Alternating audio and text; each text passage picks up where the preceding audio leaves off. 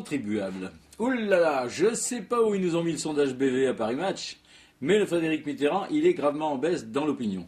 12 points. Aïe. Ah bah, c'est nous qui avons été sondés, mais ça doit lui faire mal au fion lui aussi. Hein. Et le président, bah, il est en baisse aussi. Voilà, je vous donne un peu des nouvelles. Hein. Et donc, tout ça, c'est d'après un échantillon représentatif de personnes, excusez-moi, deux personnes ayant le téléphone et prêtes à perdre leur temps pour engraisser Laurence Parisot ou un autre propriétaire d'institut spécialiste en coloscopie. Donc, il aurait donc de la fièvre négative, le président, et c'est une bonne nouvelle. Ça prouve qu'il n'a pas la grippe A. Bon, ça c'est bien. Contrairement aux supporters du PSG et de Marseille, où on a vu que la grippe A fait non seulement des morts, mais aussi des blessés par hématome, dents et jambes cassées, et même couteau dans le dos. On ne le dira jamais assez, faites-vous vacciner contre le football. Et cette baisse de popularité, donc ça nous fait en plus de la bonne conversation qui devrait nous occuper au moins pendant 3 apéros, voire 4, s'il y a des cacahuètes. Bon, un petit aparté. Il n'y a pas que les sondages qui se font par téléphone. Je viens même d'en recevoir un d'un voyant qui n'avait pas prévu que j'allais l'envoyer chier, le connard. Ben, on reçoit tous les jours des tas de coups de fil, vous avez remarqué, de types et de nanas aux accents bizarres, avec des salaires inversement proportionnels à la distance qui les sépare de la France. S'éloigner plus pour gagner moins, je suppose. Alors des gens qui nous proposent des cadeaux en échange d'une visite dans un magasin. Vous avez reçu ça?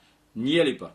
Je l'ai fait une fois, je suis revenu avec une perceuse tellement solide que quand j'ai voulu percer un mur avec, c'est toujours si c'est pas le mur qui lui est passé à travers. Bon, j'ai beau leur demander à ces braves exploités qui m'appellent Monsieur Choiset. Alors, il fait beau au Maroc ou à Bombay, ils refusent de répondre. Soit on a économisé sur leur formation en leur apprenant que les 3 phrases indispensables, soit ils sont dans des containers étanches. Bref, voilà, revenons à nos coloscopés. Après leur avoir fait boire 3 litres d'eau salée pour leur nettoyer les intestins, on a donc enfoncé une caméra jusqu'au cerveau d'un millier de personnes, par les voies naturelles, je précise, afin de voir ce qu'ils pensaient du président. Et à la question, vous trouvez le président trop top, super top ou pas trop top? Eh ben, plus de la moitié des cerveaux ont répondu pas trop top.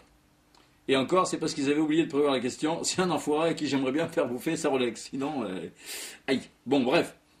Et bon, alors, c'est bien de faire des sondages parce que, fort de ces réponses, les médias nous disent que le président a compris le message et qu'il va réagir. Ah, bah c'est chouette ça, hein, il va réagir. Alors, il a donc décidé de changer de politique? Non. D'être un peu moins nerveux, de sniffer sa coque avec des pailles plus petites, hein, histoire de se calmer dans la destruction des services sociaux? Non. Il va se mettre à penser aux gens des petites villes et des campagnes et arrêter de supprimer les hôpitaux de proximité. Il va avoir de la compassion pour les pauvres et les Afghans expulsés. Oui, parce qu'on accuse Besson, mais ce clown auto-river, c'est qu'une professionnelle qui marche sur le trottoir que lui a loué son maître. Il ne faut pas non plus lui en vouloir. Alors, va-t-il être plus humain, moins facho, et tant pis pour le haut du Front National aux Européennes? Non. A-t-il décidé de faire un peu moins de cadeaux à ses potes Bolloré, Dassault, Bouygues et autres gavés jusqu'à la thyroïde, afin qu'il reste des miettes un peu plus grosses pour ceux qui crèvent la dalle? Non. Alors je sais pas, qu'est-ce qu'il va faire? Il va changer de politique, il va s'installer des mobil-hommes dans la jungle de Calais pour aller vivre avec les Afghans, je sais pas, il va arrêter de vendre des centrales nucléaires dont on perd les déchets dans la nature? Non. Vous n'avez pas compris le système, j'ai su la réponse. Il va faire complètement relooker son Facebook. Voilà. Dis donc, fallait y penser, hein. Putain, on a eu peur, hein. Oh là là. En attendant, donc il lance un grand débat sur l'identité nationale pour faire un écran de fumée, hein. Il va peut-être même se remettre au jogging, filmer, pourquoi pas, avec David Douillet. Ils le feront courir derrière une grande loupe et le réalisateur se démerdera pour flouter les échasses. Ah bah t'inquiète pas. Juste le temps pour les péripatéticiens informatiques qu'il a embauchés à nos frais de changer de décor. Et ça va repartir pour le massacre de la France. Deuxième acte, merci les Roger Hart.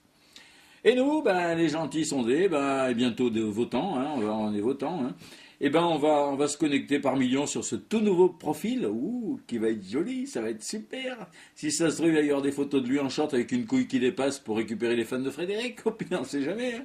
Et peut-être même Carla à poil pour attirer les fans de Dominique Strauss-Kahn. Et on va le faire remonter, le petit Nicolas, alors il sait tellement bien nous faire rêver, hein.